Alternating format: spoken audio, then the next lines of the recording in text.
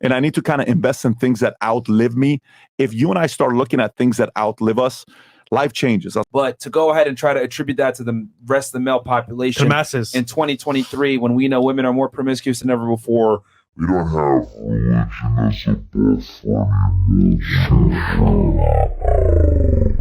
Ladies and gentlemen, boys and girls, binaries and non, it is your boy, Swervin of Swervin Media.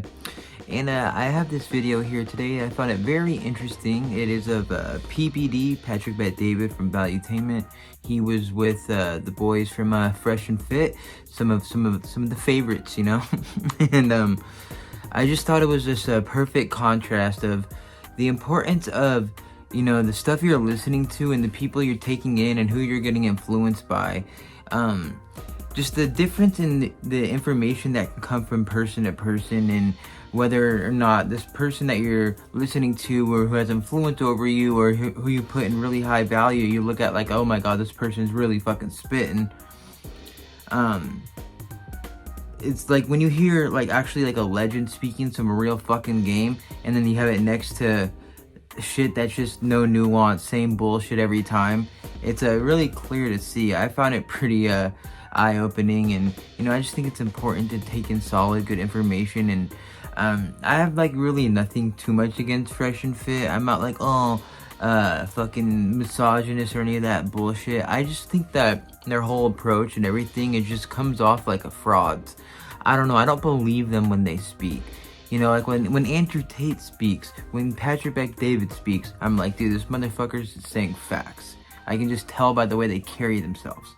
When Fresh and Fit do it, I'm just like, dude, like you guys just yell at like 18-year-old fucking strippers and whores, dude. Like, of course those women are not the type of women you want to bring home to mom or marry. It's like not that hard to fucking figure out.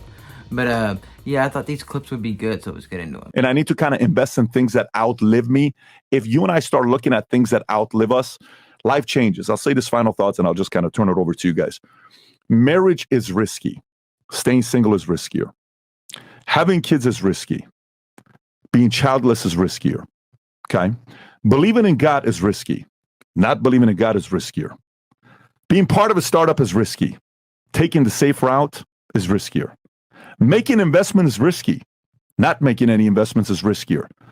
This whole notion of what's risky and what's, even marriage, you're like, well, in America, it's the worst place to get married. You're right. I agree. I don't disagree. You know, we're talking to a person who lives in Chile, and this person's going through a divorce. It's a girl going through a divorce. And I said, so how are things with the divorce? He says, well, in our country, everything's about the man. I says, what do you mean?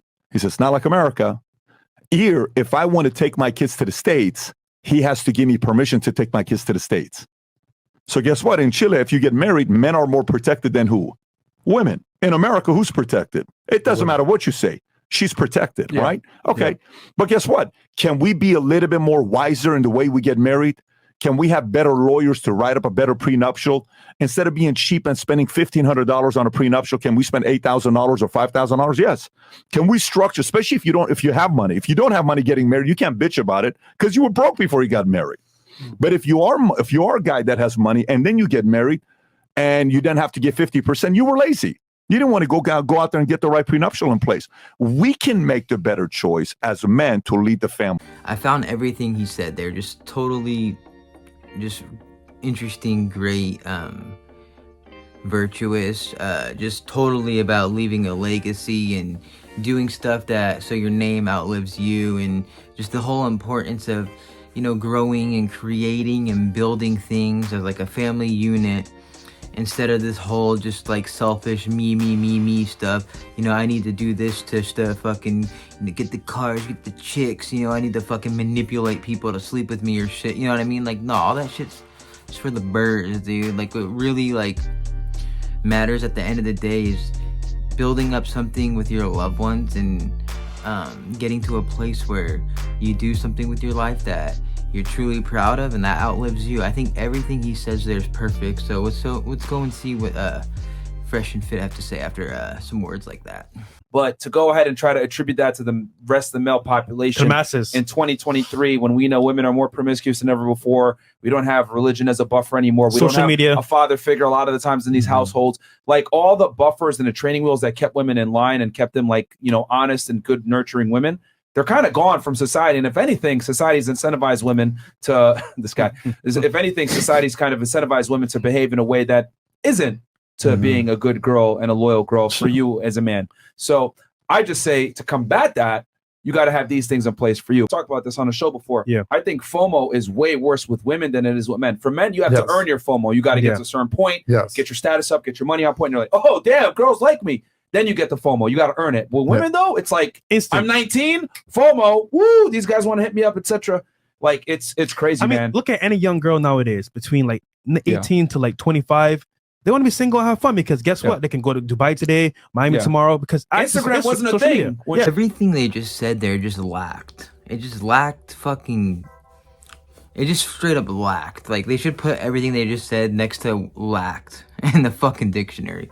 It's like, first off, dude, 18 to 25-year-old chicks, who gives a fuck what the fuck 18 to 25-year-olds are doing, dude? That's time for people to go out there, figure out who the fuck they are, dude. Fuck whatever, dude. You know what I mean? Some people, you know, have tons of bodies, some don't. People find themselves, people go through shit. Life fucking happens. Just to say how there's just this horribleness in society, like, oh, because of social media, girls go to Dubai, fucking blah, blah. Like, dude, what percentage of girls are actually doing that? You guys are in a bubble. You know what I mean? You're out there in Miami, you're influencers, so you're in a bubble, which, you know, in that Miami area, you know, there's a lot of big fake plastic butts, big tits. Dude, I would love the strip clubs out there. Are you kidding me? That shit would be awesome. But then, you know, I wouldn't live there. I wouldn't look for a wife there. I would go there and I'd go fucking throw $1 bills at strippers, probably get into some other shit. You know what I mean? Fucking have a good time. I'm not going out there and looking for a goddamn wife. You know, and I'm not gonna be like, oh, it's women's fault, it's society's fault. And that shit he said about FOMO, it's like, obviously it's clear, like, oh, you know, 19-year-old chicks, they can just get anybody, but a guy has to earn it.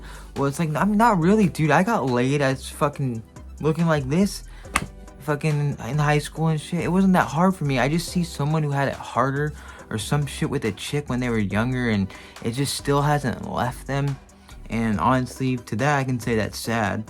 And hopefully one day he heals from his whatever trauma in his past that's made him just fucking the way he is. And I just think it's so crazy. And the fact that they really do have like a really big fan base who's loud and rambunctious, and they just hold on to every word they say. And I hope that can come from, you know, PBD getting with them, that maybe their crowd could go, oh, I want to kind of up the stuff I'm taking in, so maybe I'll start watching that less and start maybe figuring out who PPD is more. I don't know. I just think that'd be a great idea. But anyways, I hope you like this video. Let me know what you think in the comments. Please like and subscribe, and I'll see you in another video.